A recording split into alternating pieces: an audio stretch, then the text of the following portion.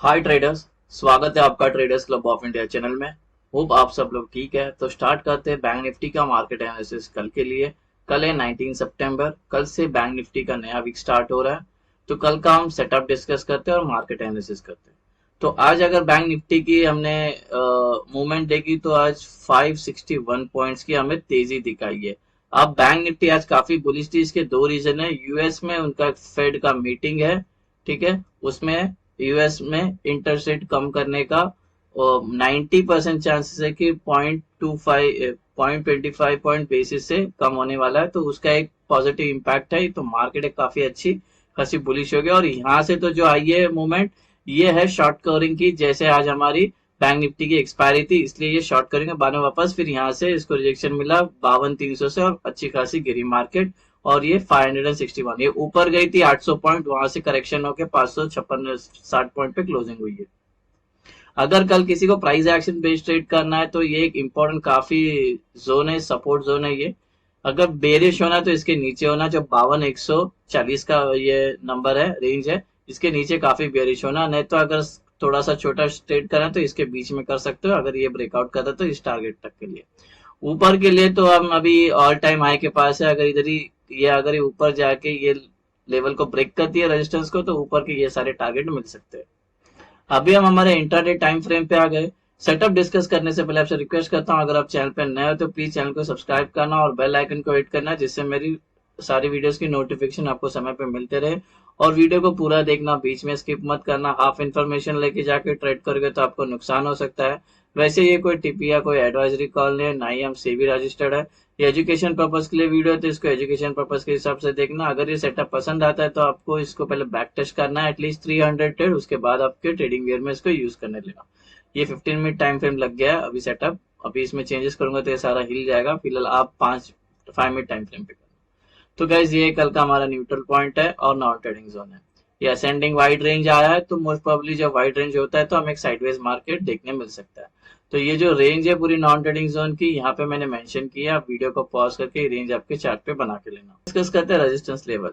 ये रेजिस्टेंस 1, 2, 3 और 4, ठीक है। और जो रेजिस्टेंस 1 है इसके अंदर इंक्लूड है प्रीवियस डे हाई। और जो हमारे रेजिस्टेंस होते हैं वो टेक्निकली हमारे नॉन ट्रेडिंग जोन भी होते हैं। तो जो रेजिस्टेंस 1 है उसकी नॉन ट्रेडिंग जोन की रेंज ये है, और 2 की नॉन ट्रेडिंग जोन रेंज ये 3 की नॉन ट्रेडिंग जोन रेंज है, और ये 4 की नॉन ट्रेडिंग जोन रेंज है। रेजिस्टेंस 5, 6 ये नॉन ट्रेडिंग जोन है, 5 की रेंज यहाँ पे है और ये 6 की रेंज है। तो सपोर्ट लेवल ये सपोर्ट 1, सपोर्ट 2, 3 और ये 4। और जो सपोर्ट 2 है उसके अंदर इंक्लूड है प्रीवियस डे लो, ठीक है। और जो हमारे सपोर्ट होते हैं वो भी हमारे टेक्निकली नॉन ट्रेडिंग जोन होते हैं। जो सपोर्ट 1 है उसकी नॉन ट्रेडिंग जोन की रेंज ये है, सपोर्ट 2 की नॉन ट्रेडिंग जोन रेंज है, ये 3 की नॉन ट्रेडिंग जोन रेंज है, और ये 4 की रेंज है। सपोर्ट 6 नॉन ट्रेडिंग जोन, ये उसकी रेंज है 5 की नॉन ट्रेडिंग जोन रेंज, और ये 6 की रेंज है। गाइज हमारा सपोर्ट, रेजिस्टेंस और न्यूट्रल पॉइंट के रेंज डिस्कस हो गए। कोई रेंज अगर समझ में नहीं आई हो तो वीडियो को पॉज करके वो रेंज आप देख के आपके चार्ट पे प्लॉट करके लेना। अभी एंट्री और एग्जिट मार्क करते हैं। ये कल की हमारी नॉन ट्रेडिंग जोन की रेंज है, एंट्री और एग्जिट है। सॉरी, ये एंट्री और एग्जिट है। और जब नॉन ट्रेडिंग जोन बन जाएगा उसके अपर साइड में ग्रीन एरोज मार्क करना और लोअर साइड में रेड एरोज मार्क करना है, जिससे आपको एंट्री और एग्जिट आसानी समझ में आए। ग्रीन का मतलब है हमें बेसिकली बाय करना है, और रेड का मतलब हमें सेल करना है, शॉर्ट करना है। यहाँ तक सिंपल है। अभी सेटअप के दो इंपॉर्टेंट रूल है, ठीक है। इसके बिना हम ट्रेड में एंटर नहीं हो सकते, और यही आपको निफ्टी में भी अप्लाई करना है। जो पहला रूल है, प्राइस को नॉन ट्रेडिंग जोन में होनी चाहिए। एनटीसी आपको सारी जगह पे दिखेगी।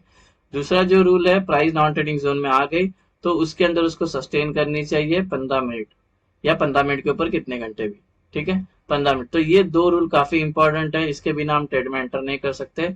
तो ये रूल आप अपने दिमाग में कैसे भी याद करके रखना, ठीक है। और यही निफ्टी में भी अप्लाई करना है। और जब ये दोनों भी रूल मेट हो जाते हैं तो जब हमारी क्या एंट्रीज आएगी, ये दोनों रूल मेट हो गया, इसके अंदर सस्टेन किए आने के बाद 15 मिनट दोनों भी। तो यहाँ पे जब एंट्रीज की बारी आएगी तो दो एंट्रीज है यहाँ पे, एक सेफ एंट्री और एग्रेसिव एंट्री है।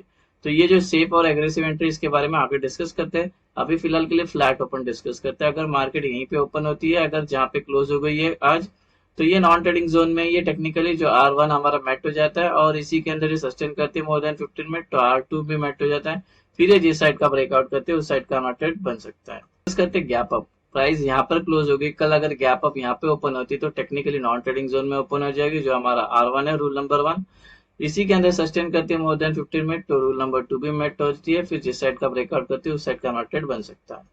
अगर ये गैप अप होते ही गिरना स्टार्ट करती है या और ऊपर जाती है तो ऐसे में हम ट्रेड नहीं लेंगे जब तक प्राइस नॉन ट्रेडिंग जोन में कंसोलिडेट नहीं करती है। तो सपोज ये गैप अप होती है और गिरने लगती है और इस नॉन ट्रेडिंग जोन में उसको एक सपोर्ट मिल जाता है और यहाँ पे टाइम स्पेंड करती है, जिससे हमारा रूल नंबर 1 और 2 मैट हो जाता है। फिर ये जिस साइड का ब्रेकआउट करेगी उस साइड का मार्केट बन सकता है। अगर gap up non trading zone के बीच में ओपन हुई तो वेट करेंगे प्राइस को नॉन ट्रेडिंग जोन में आने का। उसके बाद ये सस्टेन करती है काफी टाइम, जिससे हमारा रूल नंबर 1 और रूल नंबर 2 मैट होता है। फिर ये जिस साइड का ब्रेकआउट करेगी उस साइड का मार्केट बनता है। करते हैं गैप डाउन। प्राइस यहाँ पर है, कल अगर गैप डाउन यहाँ पर होती है तो टेक्निकली नॉन ट्रेडिंग जोन में ओपन हो जाएगी, जो हमारा रूल नंबर 1 है। इसी के अंदर सस्टेन करती है मोर देन 15 मिनट तो रूल नंबर 2 भी मैट हो जाएगा। फिर ये जिस साइड का ब्रेकआउट करती है उस साइड का मार्केट बन सकता है। और गैप डाउन होने के बाद यहाँ पे सपोज गैप डाउन होती है और ये सस्टेन नहीं कर पाती है और ऊपर जाने लगती है या और नीचे गिरती है, तो हम वेट करेंगे प्राइस को नॉन ट्रेडिंग जोन में आके सस्टेन करने का, जैसे थोड़ी देर पहले गैप अप में किया। तो ये गैप डाउन हुई और सपोज ये ऊपर आती है और इस नॉन ट्रेडिंग जोन में उसको एक सपोर्ट मिलता है और यहाँ पे टाइम स्पेंड करते हैं, जिससे हमारा रूल नंबर 1 और 2 मैट हो जाता है। फिर ये जिस साइड का ब्रेकआउट करती है उस साइड का मार्केट बन सकता है। अगर gap down non trading zone के बीच में ओपन हो रही है तो हम वेट करेंगे प्राइस को नॉन ट्रेडिंग जोन में आनी चाहिए, उसके अंदर सस्टेन करती है मोर देन 15 मिनट्स तो जिससे हमारा रूल नंबर 1 और 2 मैट हो जाता है। फिर ये जिस साइड का ब्रेकआउट करती है उस साइड का मार्केट बन सकता है।